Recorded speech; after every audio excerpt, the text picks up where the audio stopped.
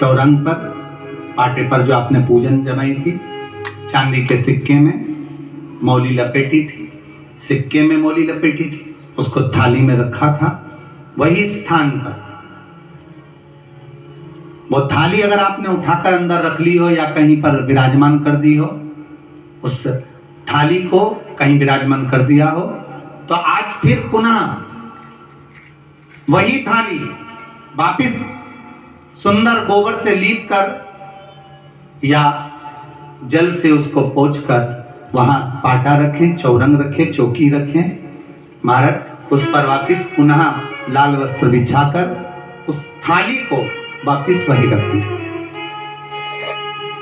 आज जो दिए लगना है, आज जो दीप लगना है महाराज, एक दिया आटे का चौमुखी, सरसों का तेल डाल लें, तिल्ली का तेल डाल लें, चाहे तो उसमें मीठा तेल डाल लें, और 4 बत्ती उसमें होना चाहिए। थोड़ी सी पीली सरसों, अगर पीली सरसों हो तो पीली सरसों, नहीं हो तो काली सरसों उस दीप के अंदर डाल दीजिए। महाराज एक घी का दीप लगाएं।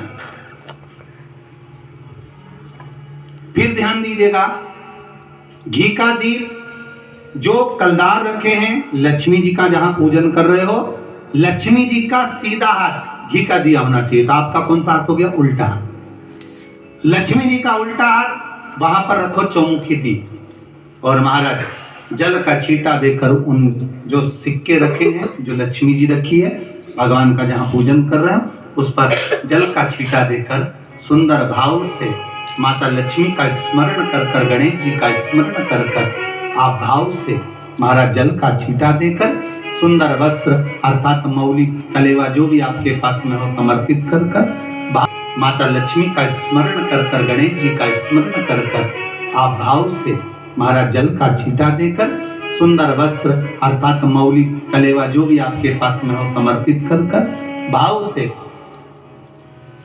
हरोली, मौली, चंदन, अबीर, गुलाल, मेहंदी, जो भी सामग्री पूजन का साहित्य आपके पास में है, वो उन कलदारों पर, माता लक्ष्मी पर समर्पित कर दें।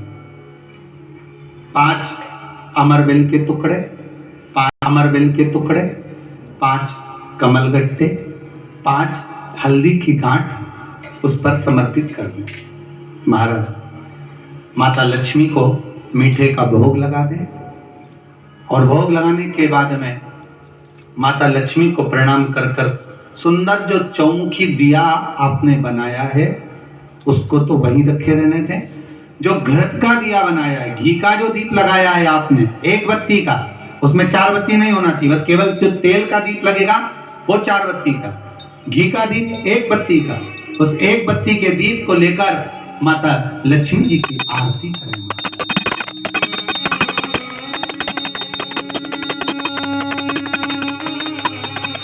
माता लक्ष्मी की आरती, और माता लक्ष्मी की आरती कर कर, उनका अनुमोदन कर कर, उनको प्रणाम कर कर, निवेदन कर कर, नमन कर कर जब दीप को रख दें, तब माता लक्ष्मी के सम्मुख में अपनी झोली को पसार कर प्रणाम करें। माता लक्ष्मी से निवेदन करें, हे मां, आप रूप की देने वाली हो, आप नरक के भोग से छुड़ाने वाली हो।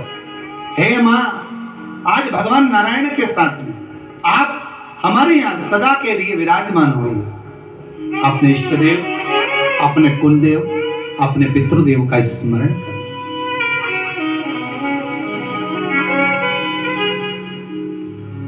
नमन करें, प्रणाम करें और निवेदन करें माता लक्ष्मी से, हे मां, ये आपकी ही कृपा है जो आज आप मेरे घर में आई हो। ये आप ही की कृपा है जो मैं आपकी सेवा कर रही हूं, पूजन कर रही हूं, अर्चना कर रही हूं। माता को हो सके लाल पुष्प उन सिक्कों पर, पाइन पर जो पूजन करी है उस पर समर्पित कर। महाराज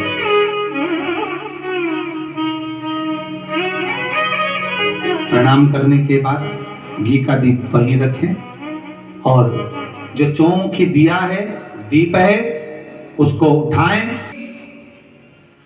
आज अपन सबने सुंदर उस दीप में सारे द्वार खोल दीजिए और सारे घर में घुमाने के बाद में जो मुख्य द्वार है, उस मुख्य द्वार के बीचों बीच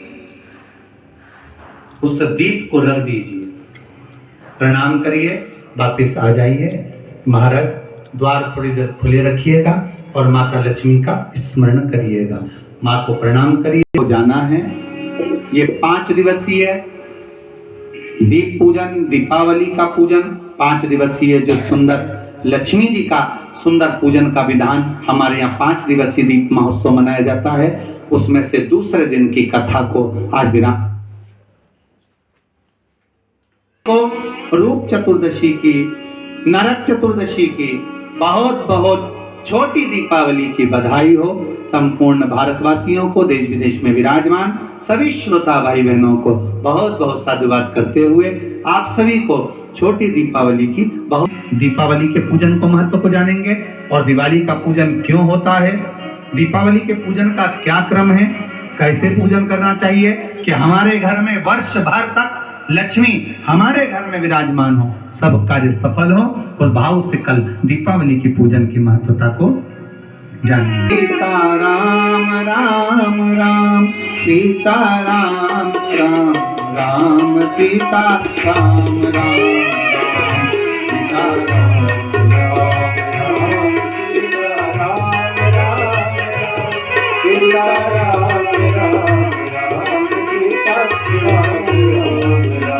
सीता राम राम राम, सीता राम राम राम, सीता राम राम राम, सीता राम राम राम, सीता राम राम राम, सीता